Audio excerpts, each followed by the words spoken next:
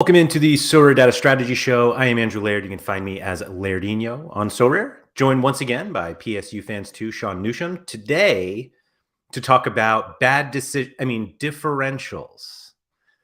Sean, I wanted to talk to you about this kind of in light of the Global Cup, but it was also something that was, I don't even want to call it like an issue, but it's something that we should have talked about previously, because I think everyone really likes the idea of differentials.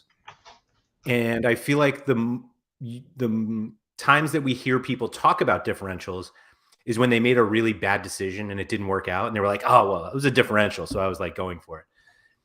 And we're here today to talk about why the process of determining your differential is important and how you can make good differential decisions instead of bad ones. Simple as that. We're doing this as Japan and Croatia are in extra time. The first match this World Cup that went into extra time, which naturally happens as we were going to stream. So for those of you joining us live and have us on a second screen, or you have the game on the second screen, thank you for joining us.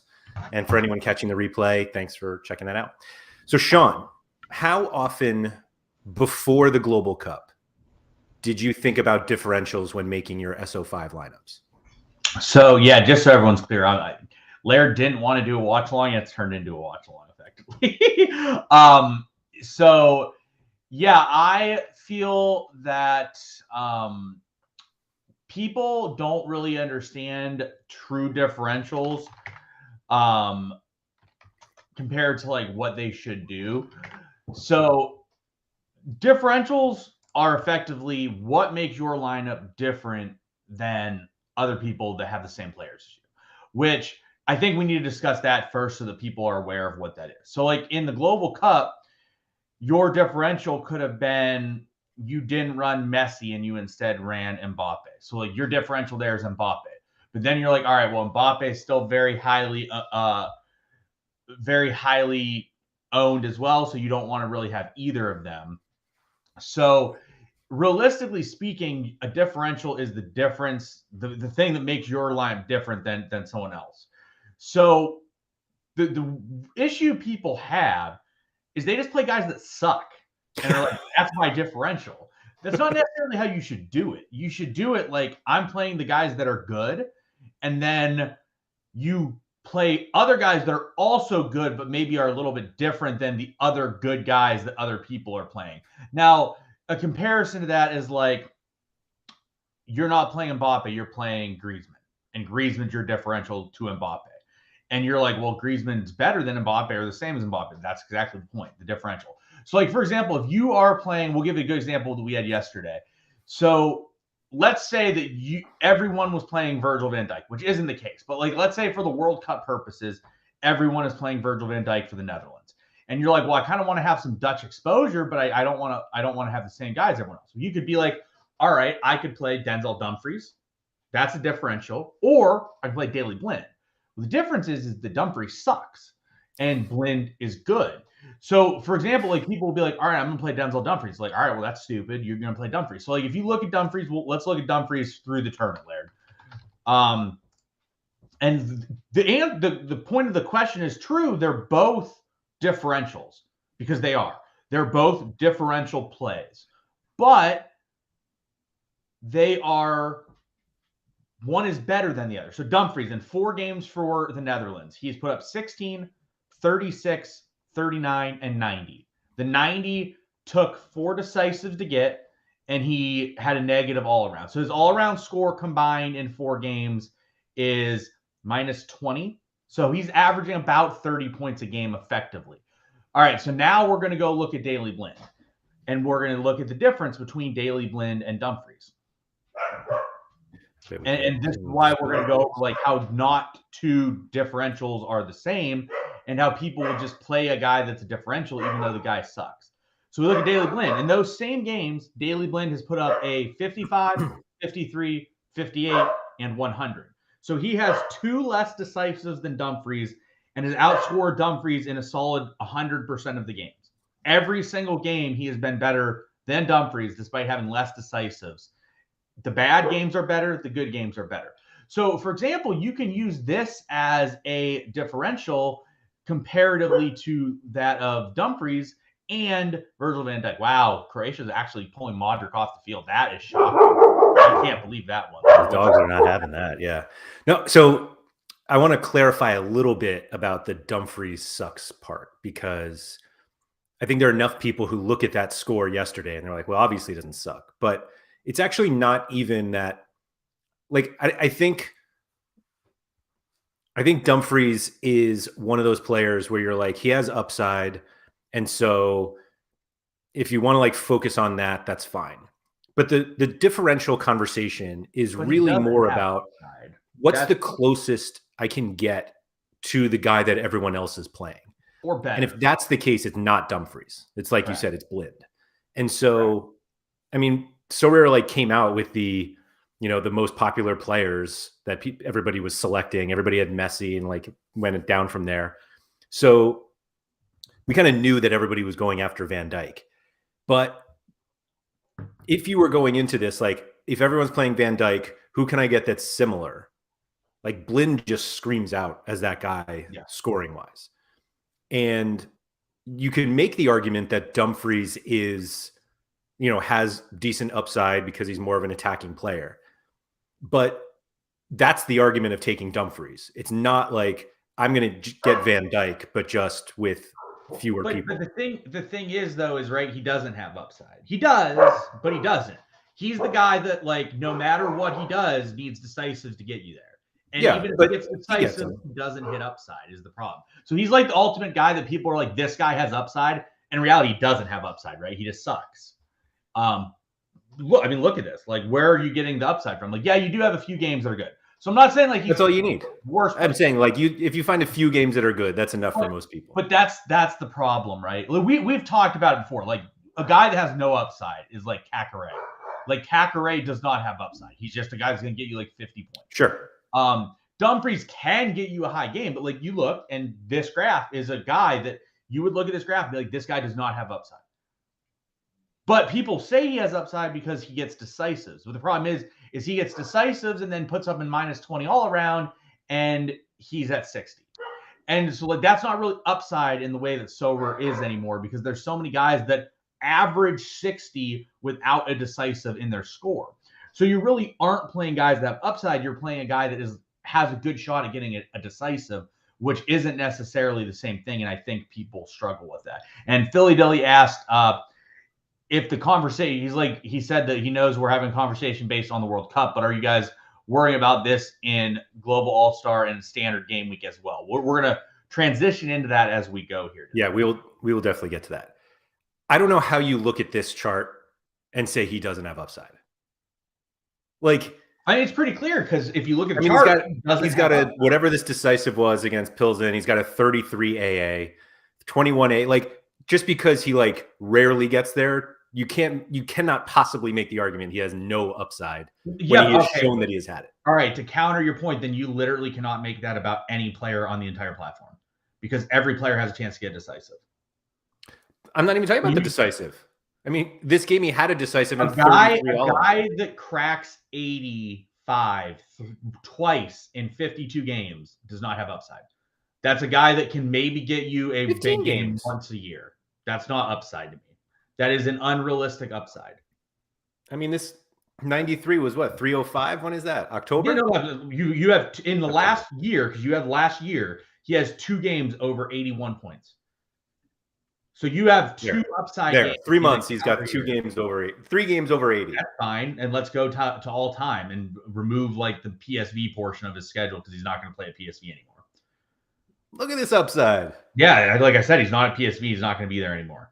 So that's not like, if I'm looking at this, I'm like, yeah, this is a guy that has no upside. Like, yeah, can he randomly have a horseshoe up his ass and get a 90 with 3 decisives? Sure, I can say that about literally every single player on the platform. That does not matter. A realistic upside is like a guy that has a legit shot at hitting it, whether that be like 20%, 30%, whether that be like a 85, 90 point game. But like the way that the platform works now, upside is this guy puts up 80, 90 points and has a legit shot at it. Because if you're not putting up 80 or 90 points, you are not realistically looking to win, which means that you do not really have upside. Like, yeah, I'm not every single player on the platform can put up an 85-point game. Any single player that plays games and starts games can luck box a assist and get to 85 points. Like, it's possible. The issue is that when you have a guy that just really struggles to get there because he typically has a very poor AA, and you look at it and you're like, all right, this guy's cracked 81 twice in the last calendar year in 57 games. That's not realistic upside. Quinny asked, does Hakstanovic have upside? Let's check him out. I just think if just looking back, like he has games of literally almost 40 AA. 27, exactly. He 21, can 19. have like, a game, how but is it's this not nothing? realistic upside, Laird. I Or think you're looking at you're Daily using Quinn. realistic Daily Quinn upside has that brings in a group of like 12 guys on the platform. No, it's not. There's plenty of guys that score 70, 80 points more frequently than once a year. Lots This of is people. twice in 3 months. And 0 the 9 months before that. I mean, if we're going to take out all the PSV, then we might as well just take out everything in the last 3 months, other than the last 3. No, because he's been on it. He's been on Anyway, it. here's your. Yeah, so no, I wouldn't really classify Hakstanovic. Well, I guess I would because he doesn't start. Like when he starts, he does have upside. He just doesn't really start that much.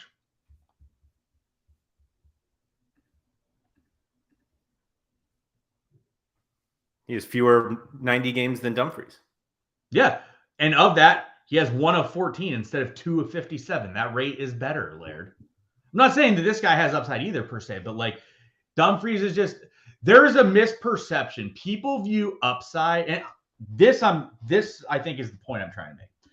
People view upside as this guy can get a decisive. Do you agree with that? Like that is how people view upside. That the guy gets a decisive. Sure. So like, which I agree with you is not correct. What? And I agree with you. That's not the way to think of it. Correct. So like people are looking at things like this guy can get a decisive, therefore he has upside. That's not really how upside works in Sorare. You have to, I would argue you have to have a good AA. If you have a good AA, you're automatically going to have upside because any player on the field is going to get a decisive or 2 a season. Like it doesn't matter who you are because you're going to get a random goal line clearance or you're going to get a random assist. You're going to get random situations here where you come up with upside. But I think that's the biggest misperception is that people equate the ability to get a score point or a decisive as upside. And like we look at Dumfries, like how many decisives did Dumfries have in the last year? He probably has like 15 to 20. 7. Okay, but wait, sorry. Hold on. That's you're on just the Dutch. Yeah, so he has 18 decisives in the last year in 55 games. So Dumfries averages the decisive like every third game, every second game. No, every third game. So Dumfries averages a decisive every third game, yet he only averages a like high-end score every 27 games. So that's where my point is like being able to get a decisive isn't the equivalent of having upside. It's just that's like the ability to get a decisive. And obviously, I think that's decisive. If you get a decisive, your score is not going to be bad no matter what. In theory, like if you get like 66, like that's not bad. If you get 60, like it can still play. Like your lineup's not dead if you get a 60. Your lineup's dead if you get like 12. Like then your lineup's realistically dust. But that's the point that I think that needs to be clear here is that upside realistically is hitting a point total. We should really come up with that metric there. That should be your new goal at SorareData. Come up with like an upside metric. Like what is the upside number and like how likely is the player to hit that upside number? Yeah, good. I'll get right on that. Okay. I think where was I going? Oh, this plays right into the conversation that we had previously on the show months ago about Dusan Vlahovic. Do you think he has upside? No, we've talked about him before. He's the guy that does nothing except for if he needs 3 goals.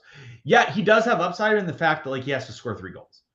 But like like why are we taking out decisives as part of upside? I don't get it. We're not taking out decisives. I mean, it seems like that's exactly what you're doing.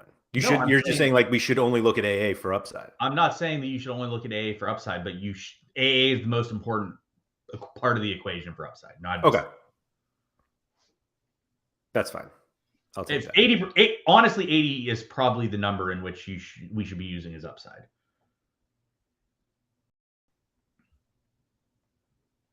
Yeah. Like 80 is probably the number, because if you average 80 a player, you are likely going. If your lineup Nobody's averages 80 a averaging that. guy, you're going to be near a podium most of Yeah, the time. that's fair. But we're not talking about upside today. We're talking about differentials. And I think, well, I guess it plays into that because everyone's like, oh, he has upside. And so he's the differential. But I think the misunderstanding about differentials, or just the way that people tend to play them, or just it's not like, let me just go get this player who has a 5% chance to match this other popular player's score and I'll be fine. Like, you basically want to get as close to the other player as possible while not being that player. And you obviously have to understand that the popular player is popular for a reason. Like, the projections are high, people expect them to do well, and so everyone is going that way. But that like way of thinking is like, people just get caught up in it. You're like, oh, so and so is going to be really good this week, and so now like everyone's like, oh, let me go get that guy. And then you look at somebody else and you're like, oh, he has like a 5% lower chance to match that score, but nobody's looking at him. And it's like, that's your differential, not somebody who is completely ignored by everyone. Like, players who are completely ignored are usually completely ignored for a reason, and picking them doesn't make them a good differential. Correct. So like, if you're looking, so from a World Cup perspective, we'll talk about from World Cup. The issue with the World Cup is there's 32 teams. On Sorare, I don't know how many teams are we at now on Sorare, like 300, 400? It's a ton, yeah. It's a lot. Like, there's a lot of teams. So like, the issue in the World Cup is there's like 8 teams who are going to be good-ish. So like, if you can't just like take guys from Costa Rica and plop them in your lineup and be like, they're different. Yeah, they're different, but they're going to get wrecked because they're on Costa Rica. So like, your limit is like super low, the amount of players you can have. Like, I told you before this started, and I think that it's been a pretty damn good list. There were 4 forwards you could choose, one of which has been injured since game 1. The other 3 have been the top 3 forwards and Mbappe. Yeah, so I gave 5. Because I said Mbappe if you were doing the French list. So I gave 5 players that made sense at forward. And those 5 players have included a guy that's been injured the whole tournament and the 4 best forwards. So I think that list was pretty well put together over the course of the tournament. But like, that's another thing too, is like, people think that guys on Sorare are like high owned. They're not. Like, look at Messi. Messi was like the highest owned player in the Global Cup, and he's at like 6%. Like, only 6% of the people are playing Lionel Messi. Now, granted, obviously, like, this is even lower when you look at regular SO5. But like, that part of the Global Cup, in my opinion, was differentiating yourself. And in my opinion, the differentiating yourself was in defense and midfield. Like, that was where you should do it, and goaltender. So like, the whole idea was like, either you played like Noppert, who I think you had to pretty much play once he was announced, or it was a mistake. But then, so like, once I played Noppert, it was like, all right, well, this guy's like the guy you should be playing. And then I was like, I wanted 2 of those forwards, and then I wanted to be a little bit different, and that's why I came up with Virgil van Dijk, because I was like, a lot less people that are playing these expensive forwards are able to play Virgil van Dijk because of the ability to play all of them in the lineup. Now, obviously, we're into the next set of stages, so like, things are different now because people had redraft; they were able to bring in Van Dijk and stuff like that. But you also, like, a differential, you don't have to be different from everyone. You just have to be different from people playing the guys you're playing. So, like, for example, I know, Laird, you brought in Messi and Neymar, right? Or did you not play Messi? So like, you literally could not play Virgil van Dijk. Like, it wasn't possible for you to realistically get in Virgil van Dijk in a lineup. Same thing with like anyone that played like Messi and Mbappe. You could not realistically play them and still have a lineup. So like, that's why I went with the Virgil van Dijk route, because I was trying to be a little different than people while having Virgil van Dijk. Also, in terms of the Global Cup, I don't think people understand that, like, as this tournament goes, people are just getting eliminated. Not because like they have bad scores, but because like their team gets eliminated. Let's say France lost yesterday. a lot of people would have lost pretty much their entire team because France is gone and that's what they have on their roster. So like so much of that, the Global Cup was getting guys that would last until the end of the tournament, or setting yourself up to where you would eventually get to guys that will last to the end of the tournament. Yep. That's Because fair. you can only realistically bring in 2 to 3 guys a week tops that are like relevant players. So if you have to replace like 6 guys, you can't realistically do it. Yeah. Yeah, I think one of the, where was I going with that? Oh, so this has come up a lot in basketball recently, but it happens plenty in football as well, where one popular player goes off and everyone's like, you're not winning anything without that player this week. Yeah. And I think that, like, those statements alone show how much people don't appreciate how many lineups are out there, how many rewards there are, and how few of these cards are actually played in each competition. And while I think you could say something like, well, you'll never win a star without Messi when he bangs like 100, but like there's not that many Messi cards played every week Like, there's only versus the number of, like 80 Messi cards out there, right? well, whoever. I mean, there are a lot of Mbappe's and Yeah. Neymar's and whatever, but like Yeah. I think the whole, like, if you don't have this guy, you're dead, just doesn't exist in this game. And people think they do, which is why they think differentials need to be a lot wilder than they actually have to be. Correct. Your differential needs to be a good player that can match them. So like the best way to me, so we'll talk about like normal competitions now. There's a couple ways to differentiate, and one of which people don't understand. I don't think they fully understand, at least, which we'll talk about. First way to differentiate is by full stacking. If you like to have a full team stack, there are very few people that have a full team stack of whatever team it is, whether it be like Ajax, whether it be Zenit, whether it be PSG, Bayern, etc. There's just not that many people that have like a full team stack of those teams. So if you're sitting there and you're like, I want to stack Ajax, and you full stack Ajax, that's a differential. Or you could be like, I'm going to stack Ajax, and then you look at your lineup and you're like, all right, well, they don't really have a good mid, because they don't really have a good mid, elite level mid.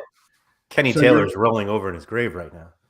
Well, I mean, I love my boy Kenny Taylor, but you look at it and like they don't have a consistent mid that's just going to rip 80, 90s every game. It's just not what they have. So you can be like, all right, I'm going to play a different mid and separate from that perspective. Oh, Josko was so close. By the way, how good has Josko Gvardiol been in this World Cup? He's been so like the best good defender every game. in the tournament. He's arguably been the best center back for me in the entire tournament, which is pretty impressive at 20. But so that's like a differential. Like one of my favorite things to do, right, is like you and I talked about it last year, and my plan for this year has worked really well. Like my rewards have always been good because I typically know what to do to make my lineups well. And so that differential is important to me still, but I last year was running a full differential, and I've sort of like cut that down to where like now I haven't Messi and Messi, Neymar, and Kimmich. Well, what do I do with that? I run a little bit different of a defensive pair, or like in Global All Star, I have, let's say, Tadic super rare. I don't have a Tadic super rare, but like pretend I did. Tadic super rare, Wendell, and Malcolm.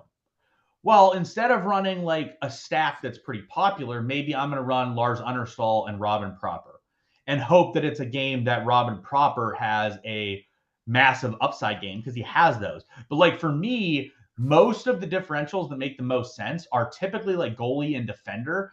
And it's really about picking matchups in that perspective. So like for me personally, I have a lot of different matchups that make sense. And I have a lot of different cards that I can plug in and play. So like some people have Mbappe, right? I don't have an Mbappe yet, although I might get one soon. I saw his price came down, and I definitely would like one to have eventually. But you can differentiate by doing some slightly different things and having options. So like if I have like 8 defender and goalie stacks, and I'm sitting there and I'm looking at it, and I'm like, all right, well, this is like the god matchup in the spot. So like I have Yamani and Jung Sung Rong. So I can sit there and be like, all right, hey, they play Jubilo Awada, and they're a massive favorite at home. and I have a pretty good shot with them that they will just smash. And all of a sudden, I'm running those elite level players with that group, and it's fine. And this is another differential, but it's not a differential. And this is also an option. And the option is you just play the best players if you have them, which most people don't have. But like if you have the best players and you just run them, it's also a differential because not everyone's doing that. Not everyone has all the elite level players. They can't do that. So if you actually run that, that's a bit of a differential as well. Yeah, I think the biggest point of all of this is that there's so little lineup duplication. Yes. And we're seeing it more in limiteds and the big competitions. And like there are sporadic tweets that go out and people are like, man, this is why XP is so important. I had the same lineup as the guy who finished third, but I finished ninth because of XP. And like lineup duplication just doesn't happen that much. Like it really does in doesn't. Limiteds, but not in non-limited competitions. Yeah, it's definitely much more of a limited thing, yeah. But it also doesn't happen enough where you're like I think people are making their lineups worse by trying to be different because they're like, right. Oh, everyone has this 5-player lineup. And it's like 3 people have that lineup and they're probably not even playing it this week. Correct. Or they're playing it in a different competition. Like, yeah. There's too much emphasis on like, I need to be different when just the evidence is there that you don't. And yes. There's evidence there that if you score the most points, you'll win, right? And the idea should be to score the most points regardless, because that is part of the discussion. Unless Mbappe is the reward or Kimmich, there's like 5 cards, right? If you don't get those 5 cards, everything's in a pretty tight, compact window anyways. So like, yeah, like if you have a chance to win or something, you want to win. But like the difference between like 3rd and 8th is typically not that massive in a lot of these places, because the rewards just like after you get out of the top end just aren't as strong, and it ends up being like this card's worth 1.5 ETH, this card's worth like 1.2 ETH. So it's like you're not giving up tons in that situation. Yeah, I think what really happens is that if you have a lineup, and regardless of like what you're realistically competing for, whether it's a star, a tier 1, a tier 2, or a tier 3, you go into you look at your lineup, and if you ever are like, this is too popular, I have to change it, you're completely ignoring that you're probably making your lineup worse. Yes. Like it's as simple as that. Yes. And so I just think that focusing on differentials for most of these tournaments, particularly in limited, I mean, you're almost never going to see duplication in like underdog or specialist. Correct. And even in challenger, like it's really hard to, if you are finishing so highly, well, no, not even that. I just don't think that there are enough differentials, enough duplicated lineups where you're like, I can't run my best lineup because somebody else might have it. Now you're taking yourself out of your best possible finish and pushing the odds up that you'll be down. I remember why are you doing this? It mattered more in the summer than it does at like times like this. But you remember in the summer, there was like one week where like Carlos Gil had like a god matchup, and then Marinos had a god matchup, and just like everyone had like the best matchups ever. And I had in my global D3, my global Rare Pro lineup, I had Yamani, Young Sung Rong, Taniguchi, Gil, and probably Cecina, because this was like still when Cecina was healthy. And it was like nobody's running that lineup though. Every combination was the most popular combination there was. Every single one of them was the most popular combination. Like every 2-card combination was like the most popular. Every 3-card combination was the most popular. And I don't think anyone had the same lineup. Right. So like it just doesn't happen that much in the non-limited competitions. In the limited competitions, it does happen more. But yeah, like if you're taking out Kylian Mbappe and plugging in Victor Osimhen to be different, you're just making your life so much worse to be different. And it doesn't make that much sense in that perspective. And that's what I think people struggle to understand. Like the payoffs just so rarely the payoffs are so rarely good enough that Correct. making your lineup worse is worth the risk. It's as simple The as that. only, yeah, I was gonna say the only spot in which I would do it would be limiteds. I don't worry about it in the rares, and I don't worry about it in limiteds because I just don't care. Yeah, you don't worry about limiteds at all, but Yeah, but like I wouldn't worry about it in rare, super rare, like uniques. You definitely don't have to worry about it. The only thing that stinks in uniques is sort of a lot of people are stacking stuff now. So like I have, for example, I have a Philly Union stack. Well, someone else is running it. I think it was like M. Sagan messaged me the other day. He wanted to buy Jake Elliott because he literally has the exact stack I have, just doesn't have the Jake Elliott unique or Jack Elliott unique. Same thing. Like I have the NYCFC stack, but someone else, I think Bambi has the NYCFC stack. But there's nothing you can really do in the unique division. You just run it and hope that guys make sense. But people are definitely stacking more in that area than they used to be. But there's not really much you can do about it other than like you're typically want to play the better teams and better plays, right? And when you do that, there's only so many of them you can have in the unique divisions that you pretty much have to do it. yeah, I don't think anybody cares. No, I would agree. But I think even in limited, like particularly in limited, it doesn't matter. Not that it doesn't matter, but I think it's difficult. Like even full team stacks, it's not always the same 5. Man, that sure looked like a handball at the edge of the box here. I'll be interested if they call that because that sure looked like the Japanese player extended his arm to control that ball. That would be a terrible way for this. That looked to me like that would have been a foul if it was outside the box. So I'm interested if that could possibly get Croatia late pen.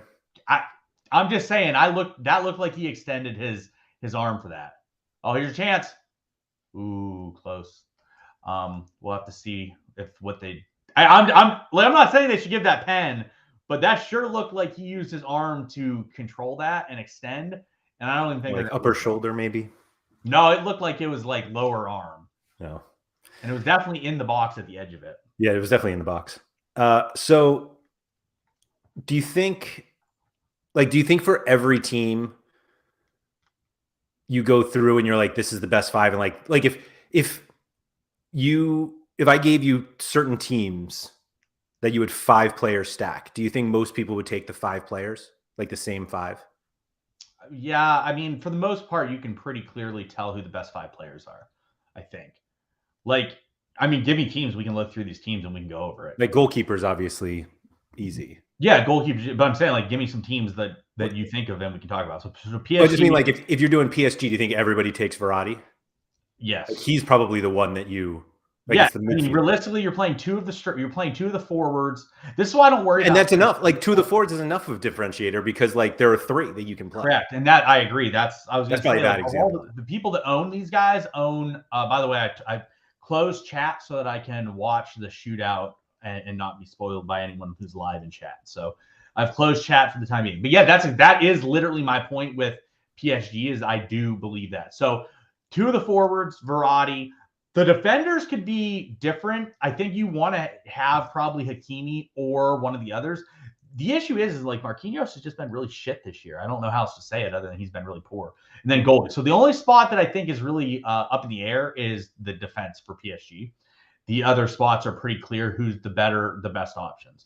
Right, until Verratti is out for a month and a half. Correct. So all right, so let's move to the next team.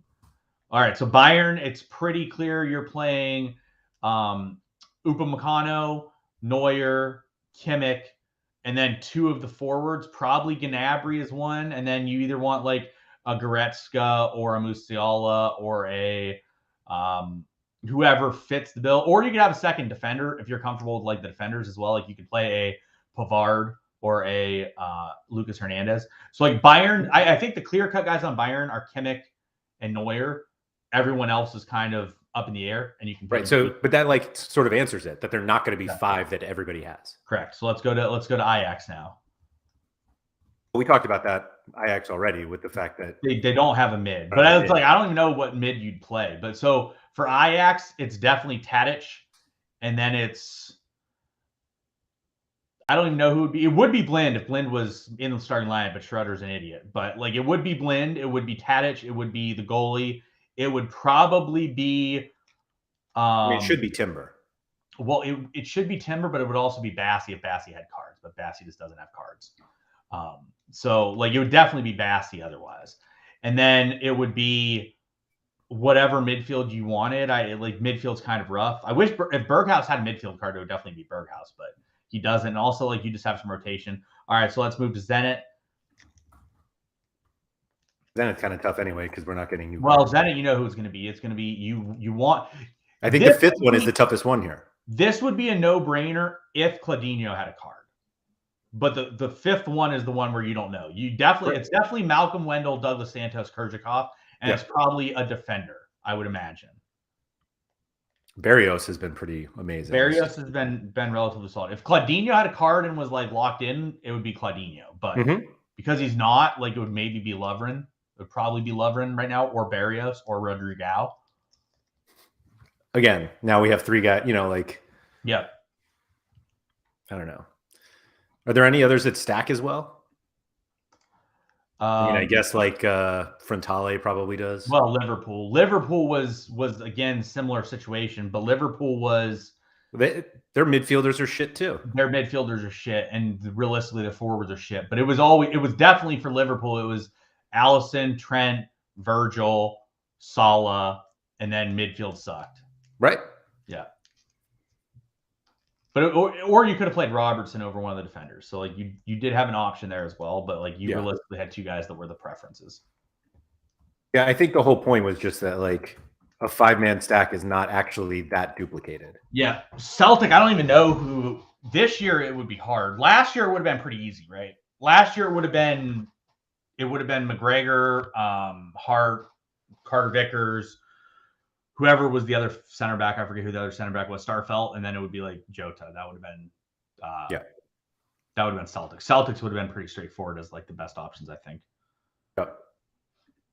Napoli. I'm just taking every suggestion from the chat here since you're not in. Napoli is the next one. Napoli would be like Merritt, Kim Min-jae, Kavicha, Oshiman, probably Zambo Anguissa. Zambo Anguissa has been really good, or it could be Zelensky. No, I don't think it would be Zelensky. He's been really mediocre and he subs a lot this year. Could be Chucky. Could be Chucky Lozano too. Yeah. Oh, Porto's an interesting one. Porto's an interesting one. I'm not even sure who Porto would be. So Porto would definitely be goalie, Otavio, Terame. I just don't know if the center backs are as locked in. It would probably be Pepe. It's like old Pepe if he's been starting. Yeah. So it'd be Costa. Oh, for save, Livakovic. So it would definitely be like Costa, Pepe, Otavio, Terame, and then like Uribe's. Remember when I told you to buy Uribe Super Rare for like 0.1 and you like refused? No, it was literally never that low. But yes, I do remember you telling me that. But that's I believe I told you I was going to buy it. Go to Benfica. Benfica might be pretty straightforward. Benfica is going to be like Vlachodimos, Otamendi, Grimaldo, Joao Mario, Gonzalo Ramos, or Neres if Neres was starting, but like Neres has been out, so it's like I think they're pretty straightforward who it would be. That was a good. It's wild that you listed 5 without Luis or Enzo. I know. Well, they're probably not good enough from a stack perspective, but like obviously they have their value and used in U23. I just think the other guys are better. Yeah. I mean, all right, go to PSV. Let's go league by league here. So PSV, this one might be pretty straightforward too. Goalie, one of the defenders. Benitez is so bad, by the way. That's the problem. What? You will not win with this stack because Benitez is so bad. No, yeah, I'm not saying you're going to win with it, but it would obviously be like goalie, defender, Sangare, Veerman, Gakpo. I mean, like Sangare, Veerman, Gakpo is enough. I feel like that. Yeah. All right, let's go to. I could tell you the Feyenoord one. We go to Feyenoord and we'll go to Alkmaar. I'm going to Bruges first. So Bruges. This is actually a pretty popular one because there's so many Bruges cards. Miggs, Mekla, Vonneken. The forward spots are kind of all over the place. What you do for the last 2 spots, but like those would be like the first 3 you jam in. Is Scott Olsen a forward card? Yes, he is. Yeah. It would probably be him. I won his rare at one point. I sold him. That was how I got Tayatuma super rare. Well, that's one. Shout out to Gator Guy. Oh, USG is pretty straightforward. It's actually really straightforward. The only issue is you don't really know the fifth, I guess, but it's definitely like Morris, Burgess, Tuma, Van Zier, and then one. It's the one could be anyone. They all aren't that good. Yeah, I think mostly this entire conversation is about the fact that like full 5-team stacks really aren't perfect. No, it's hard. Every 5-man stack typically has one spot that's like a question mark or like not as good spot. Right. At least in Europe. I mean, maybe it would be a little bit different if Alkmaar, I think, is pretty straightforward because Alkmaar is going to be the goalie. Then it's going to be probably Bukema, then Carlson, Reindeers, and then Pavlidis is probably what you would want. Or Odegaard, but I mean probably yeah. He's been pretty disappointing. If BMI was back, it would probably be like you could also consider like Verhulst, BMI, Bukema. Oh no, we're back. We have a miss from Croatia, 2-1 after 3 rounds. So you have different options here, but like there's pretty clear-cut guys. America might be a bit different. Like America, there might be some clear-cut, like for example, I mean, I know they obviously suck this year, but if you go to like New England Revolution, it was pretty clear who it should be. Actually, you know who's very clear also? Philly Union. They're really clear who you'd play. Yeah. But even them, like they had differentials because this one probably goes well. I was gonna say taking 2 of other saves. Wow, frankly, has 3 saves in the shootout. Yeah, that's wild. Terrible pens. Like all 3 of them were just super soft, not good pens. But I think you're gonna say that it's Elliott and Glesnes because that's what you have. But I think Elliott. It's definitely Wagner. Wagner's definitely. Oh, okay, yeah. It's definitely. But their midfield's not that good either. What? You don't want to run out a 5-man Union stack and have to play like Alejandro Bedoya. No, it's Gazdag. Gazdag's better. Yeah, he's the guy. He's got 61. And then the forwards, you play Carranza. No, like who do you play? Yuri. Well, it doesn't matter. You play one of the two. They both. Yeah, it's not a great one. There it goes. Croatia through to the quarters. Never a doubt. Never a doubt. Not many great scores. I guess some of the Croatians had. Lovren had a good score. Josko was okay. There were some okay scores, but nothing strong. Some pretty atrocious penalties from Japan, not going to lie. Very atrocious penalties from Japan. Japan had a very poor penalty shootout there. What do you think about this this one here, since it relies on a U23 goalie here? I mean, that's fine. You know who you want. You want Osako, Shizaki, Araki, probably Morishima, and then Mitsuda. I think Mitsuda's a forward. You'd skip Mitsuda? Yeah, I think he's worse than the other 2 defenders. No, he's a midfielder. Oh. Is he always in midfield? Are all his cards midfield cards? Yeah. Yeah, then you definitely played. I thought I won him too. I thought he was a defender card. I think you want him in there. Yeah, no, I agree. You want Natsuda. So like you want Osako, Araki, Sasaki, Natsuda, and then Mitsuda. Which that was pretty clear. Like there's nothing else you really want there. Yeah, Tuggy shouted that one out. That might be the best one we found. But again, so frankly, so what's funny is that we go back to like what we're actually talking about in differentials, and that full 5-player stacks are probably decent differentials, and they're also probably suboptimal. That's why I said that though. But I think it's less suboptimal if you use like the Philly Union stack, where the suboptimal piece is a forward. That if they have a really good game and win 3-0, and he gets like 2 decisives, it's valuable, right? So I think like an option like that is better. Sure. Yeah. I'm not sure how much you're winning with it over time, though. Yeah. No, I mean that's very true. That's why like most lines that I build are not full stacks. They're like broken, fractured stacks a lot of the time. Right. Like they're parts of different stacks. Like they're the good parts of this stack, good parts of this stack. Put them all together. Woo! Yeah, I think you're much better off with like the defensive stack and attacking stacks instead of like full 5. Yeah, I mean, it depends like what team you're on. Like obviously, like I don't want a defensive stack from PSG. I want offensive stack, right? Exactly. But yeah, most of the teams like it's more if it's more so like this, right? It's about getting enough defensive stacks. And I know this is the whole like you have to have a lot of cards option, but you sometimes can have more cards than less cards if those cards are worth less. Like if you have 3.3 ETH defenders and one ETH defender, like it's the same price. You just have three options compared to one. And sometimes having three options compared to one is good and a better option. So like that's what like I think I probably have in my gallery like 10 good goalie defender stacks that I can deploy in different regions for rare pro competition that makes sense. And the reason I have it is because if I do it like that, I have good flexibility to do what I want to do depending on the week.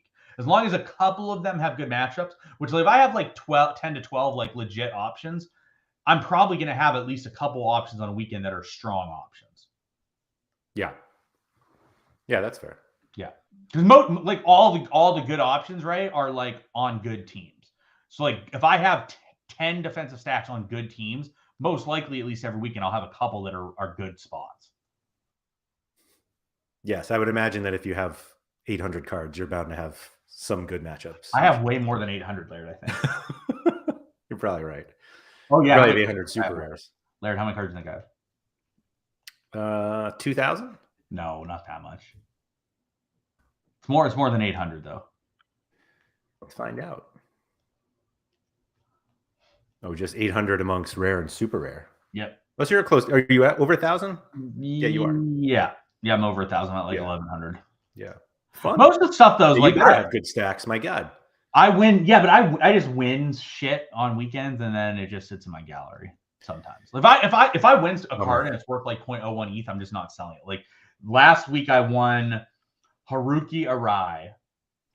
I literally had no idea who he was, but he's like 24 and he's a Japanese guy in Croatian League, which makes me think he's probably reasonably okay. I'm not going to sell him for 0.01. It's just not worth it for me. I'd rather wait till he's worth like 0.05 down the road maybe and then sell. This is a fun vertical stack you have here of Livakovic on his big day.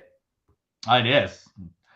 His pictures are not the most appealing. Not the most flattering. No, they're not the most flattering. I don't have the blue of Livakovic though. Looks like you need one. I apparently do. I won a Pulisic, not a national series, but I won a common Pulisic going into this game. Fun. Yeah. Fun. So one of the other things on the differential that I think some people are really hesitant to do, and I think it's one of the best ways to differentiate while still not necessarily ruining a lineup, is playing under 23 players, not in under 23 competitions. I agree. I've even thought about that in the World Cup.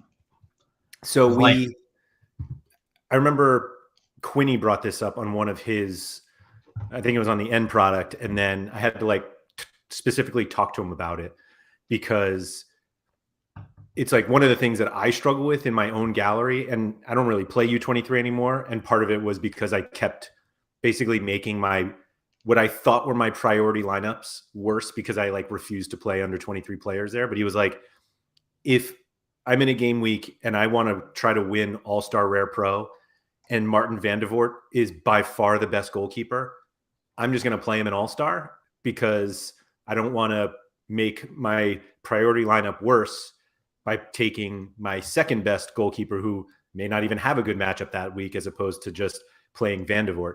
And I think that's such an underrated way to differentiate. And it's painful for people because it's like you tend not to buy under 23 players and think I'm not going to play under 23. Score wise, some of these guys are the best scoring players on the platform. And you're and they're more expensive because they're under 23. So they have the extra utility there. But one of the things that I was doing myself when I was I'm not playing under 23 anymore was looking at my gallery and it's are there guys that I actually should keep just because they're good scorers. And I think a lot of people overlook that, at least on like a game week to game week basis. I'm not saying you should like go out and buy under 23 players and never play them in under 23, but there are game weeks where like maybe it just makes sense not to play them in under 23, and they become like huge differentials those game weeks while not making your lineups worse. Yeah, I think that here's the thing that you and I have talked about before. Like, I don't mind playing a U23 guy not in U23 if it's like a occasional thing. If you flat out like are like, I'm buying Joey Veerman to play in Gas 3 every single week, just buy someone better than Veerman and run them in Gas 3 every week for cheaper. But if your thing is like, wow, my Gas 3 lineups are really good this week, and it's just better if I run Veerman there, well, then run Veerman there. The whole point of like not running U23 and like Gas 3 or whatever, or Challenger 3, is that if you're doing it every single week, you can just buy someone better, most likely. But on a certain one given week, you might have that as an option where like you can play a better player for 1 week there. Or, I mean, I don't even think you necessarily are buying a better player. You can buy a comparable player for less and then buy another player. Yes, correct. And then you have multiple players. And then you can choose from multiple players and decide, oh, this is a better option than what I had otherwise. So 100% agree with that as a point. That's definitely valid. Neymar is in the lineup today, Laird. Of course he is. I wonder if I played Neymar. Did you play Neymar? I played him somewhere. I don't remember where, though. There he is. Kim Min-jae is back.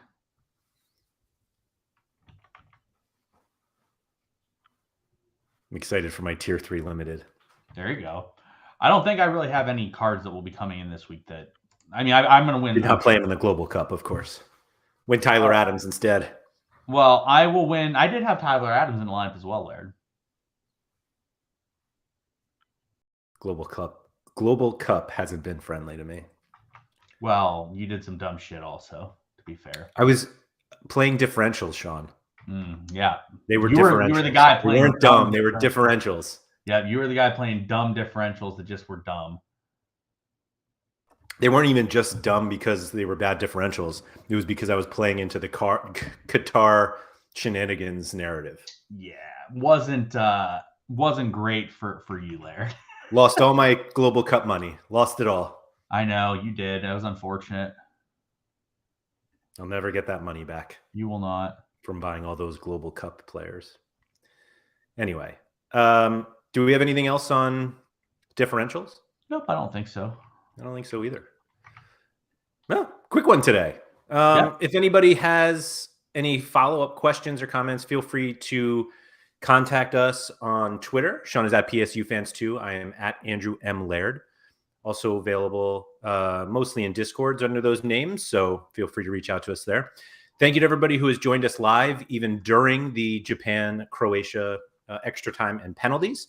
And if you are catching the replay, everybody, if you could hit the like button, subscribe if you haven't, and tell all your friends who are into Sorare if they haven't done the same as well. And if you're listening to the audio version, if you could please rate and review it wherever you listen. I'll be back later this week for the NBA show, and then Sorare Andrews, which may be a continuation of last week's show, since I have more to say about what we talked about last week. And Sean and I will be back next week for another strategy show. So thank you to everyone, and good luck with the